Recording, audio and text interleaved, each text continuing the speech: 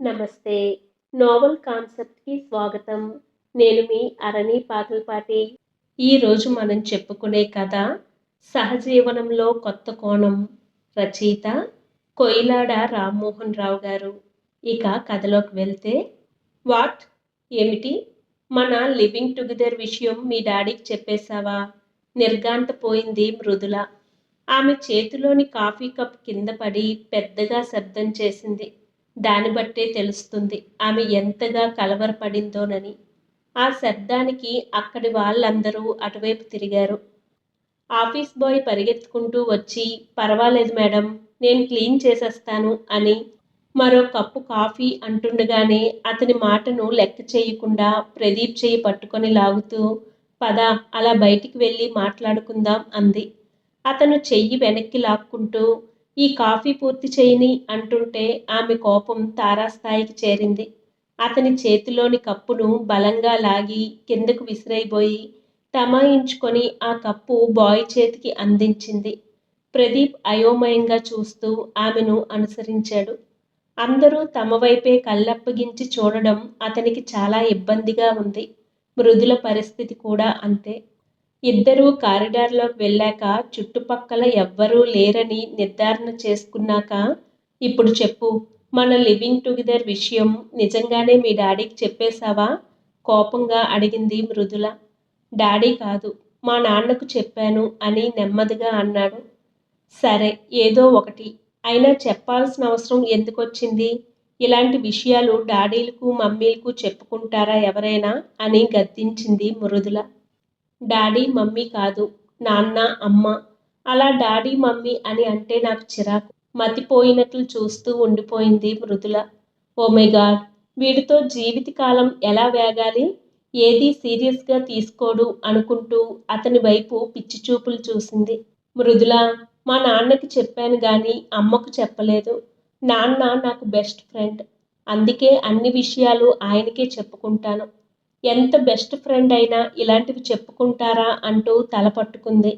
మా మధ్య అలాంటివేవీ లేవు. మా డాడీ స్కూల్లో చదివేటప్పుడు ఎవరెవరికి ప్రేమలేఖలు రాశాడో, ఏ ఏ టీచర్ల దగ్గర చివాట్లు తిన్నాడో చెప్పేవాడు. ఇవే కాదు, ఎన్నో రహస్యాలు చెప్పేవాడు. అందుకే మా నాన్న దగ్గర ఏదీ దాచను. ఇంత ఎదిగావు ప్రదీప్, నీకు బుర్ర లేదు. ఎవరి దగ్గర ఏం మాట్లాడాలో తెలియదు. అందుకే మన ఆఫీస్లో అందరూ నిన్ను ఎంపీ అని పిలుస్తారు అంది కసిగా. అందులో వింతేముంది? నా పేరు ఎం ప్రదీప్, అందుకే అందరూ అలా పిలుస్తారు. ఓయ్ పిచ్చిమొద్దు, ఎంపీ అంటే ముద్దపప్పు. ఈ విషయం నీకు ఇంకా తెలియకపోవడం ఆశ్చర్యంగా ఉంది. పోన్లే, పిజ్జాలు బర్గర్లు మరిగిన మీకు ఈ రకంగానైనా ముద్దపప్పు గుర్తుంటుంది అని సమాధానం ఇవ్వగానే ఆమెకు జుట్టు పీక్కున్నంత పనైంది. నిన్ను పీసీపీ అని పిలిస్తే ఇంకా బాగుంటుంది అంది కసిగా. అదేమిటి? పీసీపీ అంటే పాత చింతకాయ పచ్చడి. ఏమీ బాగాలేదు. అయినా మా నాన్న దగ్గర రహస్యాలు ఏమీ దాచకుండా ఉంటున్నానంటే పాత ధోరణులు వదిలి కొత్త పొంతలు తొక్కుతున్నట్లే కదా. నాకా పేరు సెట్ అవ్వదు. సర్లే, ఇవాల్టి నుంచి నిన్ను ఎస్ఎం అని పిలుస్తాను. అంటే? ఎస్ఎం అంటే స్వాతిముత్యం అని బుగ్గ మీద చిటికి వేసింది. సర్లే, ఏదో ఒకటి. నీకు ఇష్టం వచ్చినట్లు పిలువు. నా ప్రియమైన మృదుల ఎలా పిలిచినా నాకు ఓకే. ఇక లాభం లేదనుకొని టాపిక్ మార్చింది మృదుల. నీకు మీ నాన్నగారికి మధ్య రహస్యాలు లేవన్నావు కదా. మన ప్రేమ విషయం కూడా చెప్పేసే ఉంటావు. ఎప్పుడు చెప్పావు? నవ్వుతూ, 3 ఏళ్ల క్రితమే. అదే నువ్వు నాకు ఐ లవ్ యూ చెప్పిన రోజే. మరి మీ డాడీ? అదిగో, సారీ, అదే మీ నాన్నగారు ఏమీ అనలేదా? ఎందుకనలేదు మృదుల? అన్నారు. ఆయన మాటల్లోనే చెప్తాను విను. బాగుందిరా అబ్బాయి, మంచి పని చేశావు. మానసిక పరిపక్వత రాని రోజుల్లో నేను ప్రేమ దోమ అంటూ పెడత్రోవలు పట్టాను. సరైన సమయంలో సరైన నిర్ణయం తీసుకున్నావు. నీకు మెచ్యూరిటీ వచ్చేసింది. నిర్ణయం తీసుకునే వయసు వచ్చింది. గో ఎహెడ్ అన్నారు. అంతేకాదు మృదుల, అప్పుడప్పుడు ఫోన్ చేస్తూ నీ ప్రేమ వ్యవహారం ఎంతవరకు వచ్చిందిరా అని అడుగుతుంటారు. అబ్బో అంటూ పెదాలు విరిచి, ఇంతకు ఈ విషయం చెప్పగానే ఏమన్నారు? ఏంట్రా, లివింగ్ టుగెదరా? అంటే సహజీవనం కదూ. దాని గురించి ఈ మధ్యే తెలుసుకున్నాను. పెద్ద పెద్ద పట్టణాల్లో మొదలైందని తెలుసు. కానీ మన ఇంట్లో కూడా అడుగు పెడుతుందని ఊహించలేదు. బాగా ఆలోచించే నిర్ణయం తీసుకున్నారా? ఆలోచించే ఉంటారులే. ఇద్దరూ బాగా చదువుకున్న వాళ్ళు, తెలివైన వాళ్ళే కదా! నాకు ఓకేరా. మీ అమ్మకు మాత్రం అప్పుడే చెప్పకు. నేను మెల్లగా సర్ది చెప్తానులే అన్నారు. దాంతో నోరు వెళ్ళబెట్టి, మీ నాన్నగారు పెద్దగా చదువుకోలేదన్నావు, వ్యవసాయదారుడన్నావు. మరి ఇంత అడ్వాన్స్డ్‌గా ఎలా ఆలోచిస్తున్నారు? నాకేమీ అర్థం కావడం లేదు. నువ్వన్నది నిజమే మృదులా. ఆయన 10వ తరగతి కూడా పూర్తి చేయలేదు. కానీ పెద్దయ్యాక ఆయనకు చదువు విలువ తెలిసి వచ్చింది. అప్పుడే ఆయనలో ఎంతో మార్పు వచ్చింది. టీవీ ఆయన్ని పూర్తిగా మార్చేసింది. టీవీలో సినిమాలు, సీరియళ్లు చూస్తూ కూర్చోరు. BBC news, NDTV channel, Discovery channel, National Geographic లాంటివే చూస్తూ ఉంటారు.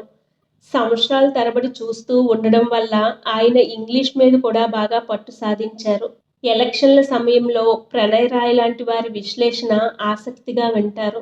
క్రికెట్ కామెంటరీ స్పష్టంగా ఫాలో అవుతూ ఉంటారు. పెద్ద పెద్ద వాళ్ళతో జరిపే ఇంటర్వ్యూలు చూడడం, వారి ఉపన్యాసాలు వినడం ఆయనకు చాలా ఇష్టం. అందుకే ఆయన ఆలోచన సరళి, వ్యక్తిత్వం మనం అంచనా వేయలేని రీతిలో ఉంటాయి. వావ్! దట్స్ గ్రేట్ అంటూ అభినందించింది. ఆంధ్రాలో ఒక పల్లెటూరులో పుట్టి పెరిగిన ప్రదీప్, ముంబైలో పుట్టి పెరిగిన మృదుల 5 ఏళ్ల క్రితం ఒకరికొకరు పరిచయం అయ్యారు. ఇద్దరూ బెంగుళూరులో ఒకే ఆఫీసులో చేరారు. మొదటి చూపులోనే ప్రదీప్ ఆమెను ప్రేమించాడు. కానీ ఆ ప్రేమ ఫలించదని నిరాశపడేవాడు. మృదుల బాగా ఫాస్ట్. ప్రదీప్ దానికి పూర్తిగా వ్యతిరేకం. ఆఫీసులో పనిచేసే వారందరూ అతని అమాయకత్వాన్ని చూసి ఆట పట్టించేవారు. ఇంజనీరింగ్ చదివేటప్పుడు తప్పించుకున్న ర్యాగింగ్ ఇక్కడ తప్పనే లేదు. అమ్మాయిలు సైతం అతని మీద జోకులు వేస్తూ, ఏడిపిస్తూ ఉండేవారు. అతను మాత్రం చిరునవ్వులు నవ్వుతూ తప్పించుకు తిరిగేవాడు. క్రమక్రమంగా అందరూ అతన్ని ఏడిపించడం మానేశారు. ఆ తర్వాతే అతని అమోఘమైన తెలివితేటలు, అద్వితీయమైన నైపుణ్యము బయటపడ్డాయి. అతను ఆఫీసులో చేరిన ఏడాదిలోనే అతన్ని అందరూ గుర్తించడం మొదలుపెట్టారు. మొదట్లో కాస్త మొరటుగా ఉన్నా రాను రాను రాటుదేరి అన్ని రకాలుగా స్మార్ట్‌గా తయారయ్యాడు. అప్పటికి గాని మృదుల దృష్టి అతని మీద పడలేదు. అతన్ని అభిమానించి దగ్గరైన స్వల్ప కాలంలోనే అతనితో ప్రేమలో పడిపోయింది. వాళ్ళిద్దరూ పెళ్లి చేసుకునే రోజు దగ్గర పడుతుందని ప్రదీప్ ఆశపడుతున్న సమయంలో మృదుల బాంబు పేల్చింది సహజీవనం అంటూ. సహజీవనం గురించి కాస్త తెలుసు, కానీ కొంచెం వివరంగా చెప్పు మృదుల అన్నాడు నీరసంగా. ఉత్సాహంగా చెప్పడం మొదలుపెట్టింది మృదుల. మనం చూస్తూ ఉంటాం ప్రదీప్, చాలా కేసుల్లో గాఢంగా ప్రేమించుకుంటారు. ఆ తర్వాత కొద్ది కాలంలోనే విడిపోతూ ఉంటారు. ఇగోలు, సర్దుకుని పోయే స్వభావం కొరవడడం కొన్ని కారణాలు కావచ్చు. కొన్ని సమస్యలు సంసారం చేస్తున్నప్పుడు తలెత్తుతాయి. పెళ్ళైన తర్వాత ఆ సమస్యలు వస్తే చాలా కష్టం కదా! అప్పుడు విడిపోలేము. అలాగని కలిసి కూడా బతకలేం కదా!